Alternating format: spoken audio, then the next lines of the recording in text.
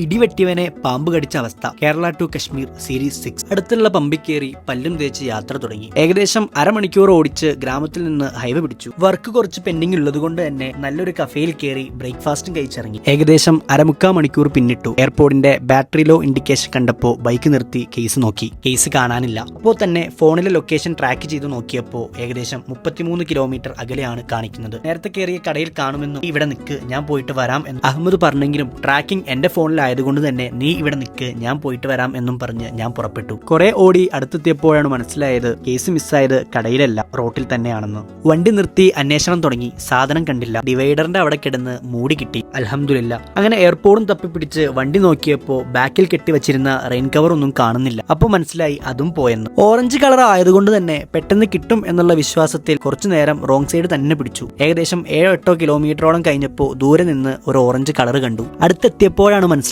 വെറും rain cover മാത്രമല്ല, ചെരുപ്പും കോട്ടും റെയിൻകോട്ടും എല്ലാം അതിൽ തന്നെ ആയിരുന്നു എന്ന്. എന്തായാലും സാധനം കിട്ടി. യാത്ര തുടങ്ങി. ബാക്കി നാളെ.